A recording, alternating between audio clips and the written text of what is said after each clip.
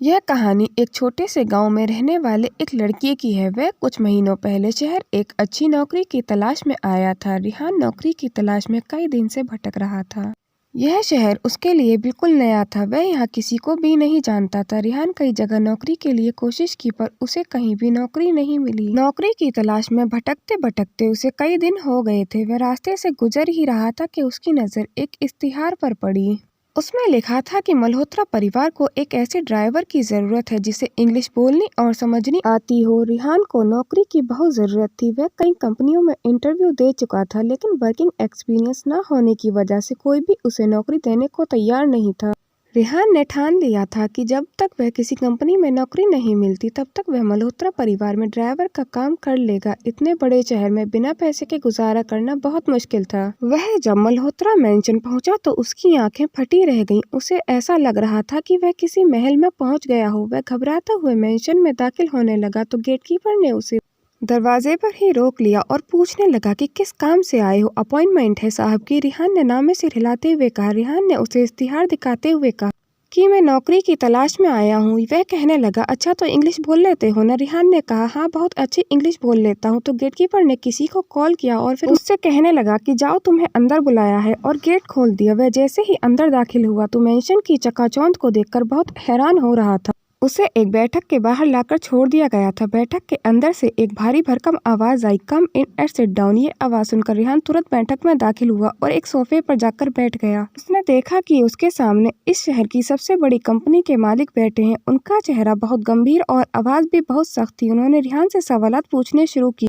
रिहान ने सभी सवालों के जवाब इंग्लिश में सही दिए थे। उन्होंने रिहान से कहा कि हमें तुम्हारी स्पीकिंग स्किल्स बहुत अच्छी लगी हैं। हम तुम्हारी ड्राइविंग स्किल्स और देखना चाहते हैं। यह सुनकर रिहान तुरंत ही कहने लगा कि ठीक है सर, आप जब भी ड्राइविंग टेस्ट लेना चाहें तो मैं तैयार हूँ। मल्होत्रा साहब ने कहा, तुम अपने डॉक्यूमेंट वेरिफिकेशन के लिए मेरे असिस्टेंट को दे दो और तुम मेरे साथ चलो। यह सुनकर रिहान ने अपने डॉक्यूमेंट शेखर मल्होत्रा के असिस्टेंट को देकर खुद उनके साथ चला गया। शेखर मल्होत्रा को रिहान की ड्राइविंग स्किल्स बहुत पसंद आई थी और वह उसे अपने साथ क्लॉथिंग डिपार्टमेंट ले गए। उन्होंने वहां जाते ही रिहान के लिए एक यूनिफॉर्म निकलवाया और रिहान से उसको पहनने के लिए कहा। रिहान तुरंत चेंजिंग रूम में यूनिफॉर्म पहनने चला गया। जब वह यूनिफॉर्म पहनकर बाहर आया तो उन कपड़ों में से उसका गठीला बदन साफ झलक रहा था। उसकी तो जैसे काया ही बदल गई थी। उसके चेहरे का सफेद रंग काली यूनिफॉर्म में और निखर कर आ रहा था। रिहान 24 साल का एक नौजवान मर्द था। उसे देखकर कोई भी आकर्षित हो सकता था। शेखर मल्होत्रा उसे लेकर मैंशन वापस आ गए थे। उन्होंने रिहान को नौकरी पर तो रख लिया था, लेकिन उसके आगे एक शर्त रखी थी। उसे नौकरी तो मिल गई थी, लेकिन इस नौकरी के बदले उससे एक ऐसी कीमत मांगी गई थी जिसे शायद वह चुका नहीं सकता था। लेकिन नौकरी करना उसके लिए बहुत ज़रूरी था। रिहान के परिवार में वह इकलौता लड़का था। उसकी 2 छोटी बहनें सीमा और साधना थीं और उसकी एक बूढ़ी माँ थी। उसके पिता की 2 साल पहले ही बीमारी की वजह से मृत्यु हो गई थी। उसके घर में उसके सिवा कमाने वाला कोई नहीं था।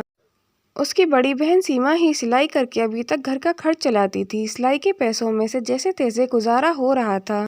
रिहान जानता था कि अगर उसे नौकरी नहीं की तो उसके घर के हालात और ज़्यादा ख़राब हो सकते हैं।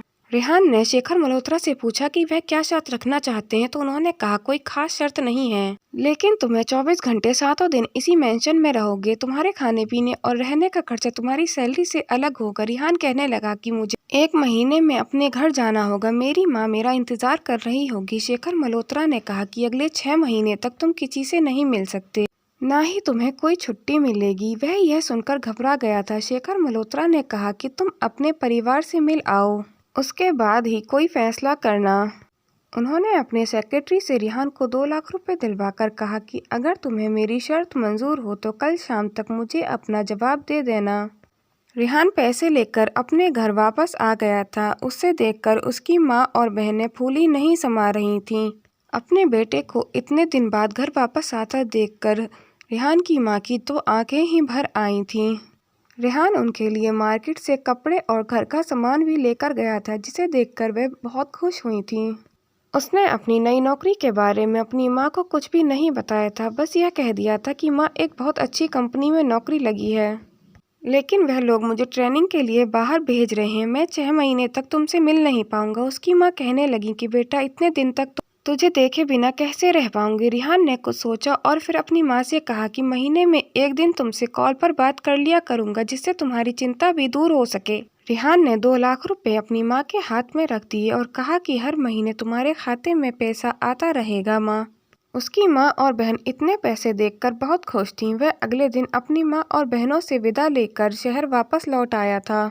रिहान अपनी माँ और बहन के चेहरे पर खुशी देखकर बहुत खुश था। अगले ही दिन मल्होत्रा मेंशन वापस आ गया था। उसने शेखर मल्होत्रा से कहा, मुझे आपकी शर्त मंजूर है, लेकिन मुझे 1 महीने में अपनी माँ से बात करने की इजाज़त चाहिए। मैं उनसे महीने की 1 तारीख को बात करने की इजाज़त चाहता हूँ।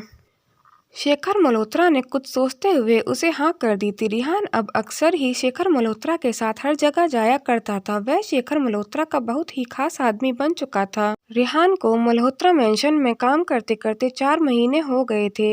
हर महीने शेखर की माँ के खाते में पैसे पहुँच जाया करते थे। उनका जीवन भी बहुत अच्छे से गुजर रहा था। रिहान की बड़ी बहन सीमा का रिश्ता भी हो चुका था। आज मल्होत्रा मेंशन में एक बड़ी पार्टी थी।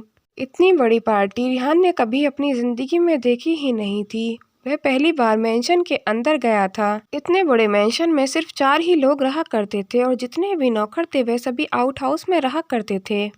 शेखर मल्होत्रा की पत्नी गायत्री मल्होत्रा बहुत ही गुस्से वाले मिजाज की औरत थी। उनके 2 बच्चे, एक बेटा और बेटी थे। गायत्री मल्होत्रा अपने बच्चों से बहुत प्यार करती थीं। शेखर मल्होत्रा की एक बेटी और थी, मगर वह गायत्री देवी की अपनी औलाद नहीं थी। मेंशन में सभी नौकरों को यही पता था कि शेखर मल्होत्रा की बड़ी बेटी विदेश में रहती है। रिहान ने इतनी बड़ी पार्टी पहली बार ही देखी थी। वह इतनी बड़ी पार्टी को देखकर बहुत हैरान था। शेखर मल्होत्रा ने गायत्री देवी के कहने पर ही पार्टी में इनवाइट किया था। जब रिहान उनसे मिला तो वह कहने लगी कि जितनी तुम्हारी तारीफ सुनी थी तुम उससे कहीं ज्यादा हो। गायत्री मल्होत्रा रिहान को बहुत अच्छे से ऑब्जर्व कर रही थी। रिहान शेखर मल्होत्रा के पास जाकर बैठ गया था। उसे गायत्री देवी का इस तरह ऑब्जर्व करना अच्छा नहीं लग रहा था।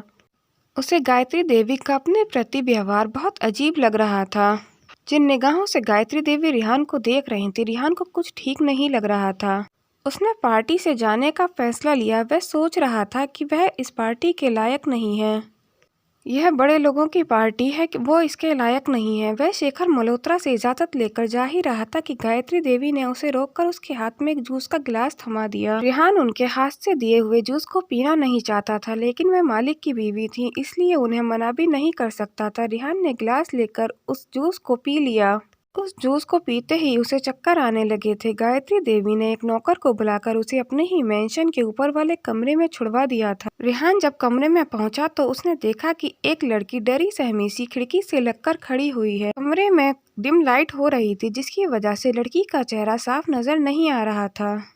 रिहान पूरी तरह से नशे में धुत हो चुका था। उसे यह भी नहीं पता था कि वह कहाँ और किसके कमरे में पहुंच चुका है। जब रिहान उस कमरे में पहुंचा तो वह उसे देखकर डर गई थी। उसने डर की वजह से चीखना शुरू कर दिया था, लेकिन पार्टी में हो रहे शोर की वजह से उसकी आवाज किसी ने भी नहीं सुनी थी। रिहान नशे की हालत में क्या कर रहा था ये उसे खुद भी पता नहीं था। जब सुबह रिहान की आँख खुली तो उसने देखा कि एक बहुत ही खूबसूरत लड़की उसके बराबर में लेटी हुई है। वह यह देखकर बुरी तरह से घबरा गया था और झट से बेड से खड़ा हो गया था। उसने उठकर दरवाज़ा खोलने की कोशिश की, लेकिन उसकी सारी कोशिशें नाकाम हो गई थीं क्योंकि दरवाज़ा बाहर से लॉक था। रेहान अपना सर पकड़कर बैठ गया था। एक ही रात में उसके साथ ना जाने क्या क्या हो गया था।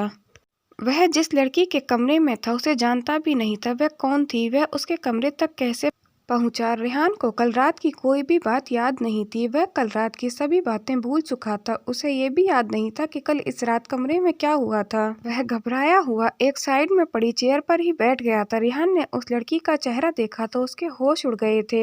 वह लड़की तो शेखर मल्होत्रा की बड़ी बेटी नंदिनी थी। शेखर मल्होत्रा ने एक बार रेहान को नंदिनी का फोटो दिखाया था। यह देखकर रेहान की घबराहट और ज्यादा बढ़ गई थी। वह घबराकर इधर उधर देखने लगा। बस वह इस कमरे से बाहर भाग जाना चाहता था। वह एक गरीब परिवार से था और इस घर का नौकर भी था। वह नहीं जानता था कि आगे उसके साथ क्या होने वाला है। आखिर रेहान और नंदिनी किसकी साजिश का शिकार हुए थे? रेहान को कमरे तक पहुंचाने में किसका हाथ था? ये सारे सवाल रेहान के दिमाग में गूंज रहे थे। उसने अपना फोन ढूंढने की कोशिश की, मगर उसका फोन भी कमरे में नहीं था। वह इन सब चीज़ों से बहुत ज़्यादा परेशान हो गया था। तभी उसके दरवाजे पर खुलने की दस्तक हुई। वह दौड़कर दरवाजे की तरफ गया। उसने देखा कि दरवाजे पर शेखर मल्होत्रा अपनी बेटी के लिए नाश्ता लेकर खड़े हुए हैं। शेखर मल्होत्रा अपनी बेटी नंदिनी को अपने हाथों से ही नाश्ता लाकर दिया करते थे। शेखर मल्होत्रा के बेटे विकास ने जैसे ही रिहान को नंदिनी के कमरे में देखा तो वह आग बबूला हो गया था और रिहान को मारने लगा। रिहान ने अपनी सफाई में कुछ कहने की कोशिश भी, लेकिन विकास ने उसकी एक भी ना सुनी। रिहान विकास से कह रहा था कि इसमें मेरी कोई गलती नहीं है, मुझे कल कोई इस कमरे में लेकर आया था। लेकिन बिस्तर पर पड़ी सलवटें कल रात का हाल खुद बयां कर रही थीं। इस सब शोर से नंदिनी की भी आंख खुल चुकी थी। नंदिनी जैसे ही जागी तो रिहान को देखकर वे शेखर मल्होत्रा के पीछे डरकर छुप गई थी। नंदिनी ने रोते हुए कहा कि पापा ये कौन है? वह बहुत ज्यादा रो रही थी। नंदिनी की हालत चीख चीख कर रिहान के गुनाह की गवाही दे रही थी। रिहान जब नंदिनी को खुद से इतना डरते हुए देखा तो वह शर्म से शेखर मल्होत्रा के आगे झुक गया था। वह अब अपनी सफाई में कुछ नहीं कहना चाहता था। शेखर मल्होत्रा का चेहरा गुस्से से लाल हो रहा था, मगर उन्होंने उस वक्त रिहान से कुछ नहीं कहा था। उन्होंने रिहान से कमरे से बाहर जाने के लिए कहा। रिहान कमरे से बाहर जाकर शेखर मल्होत्रा का आने का इंतजार करने लगा। वह बिल्कुल शांत बैठक के बाहर खड़ा हुआ था। कुछ देर बाद शेखर मल्होत्रा बैठक में आए और उन्होंने एक जोरदार थप्पड़ रिहान के गाल पर मारा। उन्होंने रिहान से कहा कि मेरी इज्जत का न सही, लेकिन उसके पागलपन का ही ख्याल कर लिया होता। तुम्हें क्या मिल गया मेरी मासूम बच्ची की जिंदगी खराब करके? रिहान को जब पता चला कि नंदिनी की दिमागी हालत ठीक नहीं है तो उसका दिल आत्मग्लानि से भर गया था। उसने अपने किए पर बहुत पछतावा हो रहा था, लेकिन उसे कल रात का कुछ भी याद नहीं था।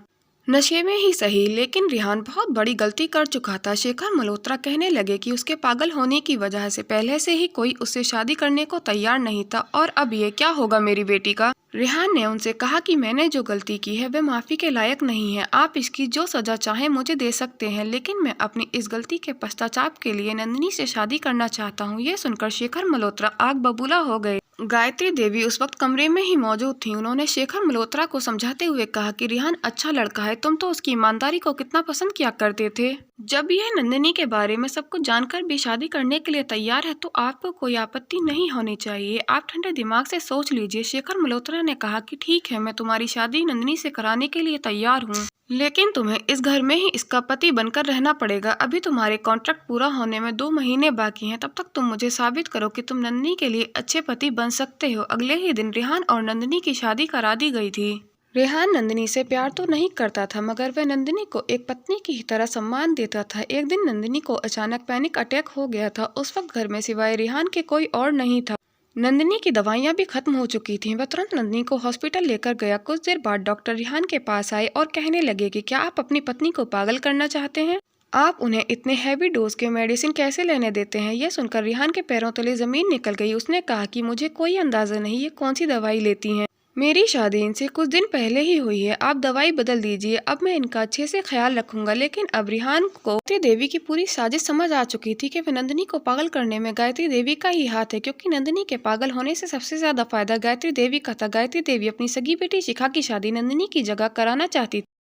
वह नहीं चाहती थी कि नंदिनी की शादी किसी अच्छे घर में हो। कुछ देर बाद नंदिनी को हॉस्पिटल से डिस्चार्ज कर दिया गया था और रिहान उसे लेकर घर वापस आ गया था, लेकिन उसने नंदिनी के पैनिक अटैक की बात घर में किसी को भी नहीं बताई थी। रिहान अब नंदिनी को गायत्री देवी की मंगाई हुई दवाई नहीं देता था। वह उन दवाओं को फेंक दिया करता था। कुछ दिन में ही नंदिनी की हालत में सुधार होने लगा था। नंदिनी अब सब कुछ समझने लगी थी। रिहान ने उसे ये बात किसी को भी बताने के लिए मना कर दिया था। 1 महीने में ही नंदिनी पूरी तरह से ठीक हो चुकी थी। रिहान धीरे धीरे नंदिनी की मासूमियत से मोहब्बत करने लगा था। कॉन्ट्रैक्ट खत्म होने के बाद रिहान नंदिनी को अपने घर ले आया था। नंदिनी ने अपने प्रेम और सम्मान से सभी के दिल में जगह बना ली थी। रिहान को अब एक बड़ी कंपनी में नौकरी भी मिल गई थी। वह और नंदिनी अब अपने जीवन में खुशी से जी रहे थे। दोस्तों, अगर हमारी कहानी आपको पसंद आती है तो वीडियो को लाइक, कमेंट और शेयर करें और मेरे YouTube चैनल को सब्सक्राइब करें। हमारी कहानी को अंत तक देखने के लिए धन्यवाद।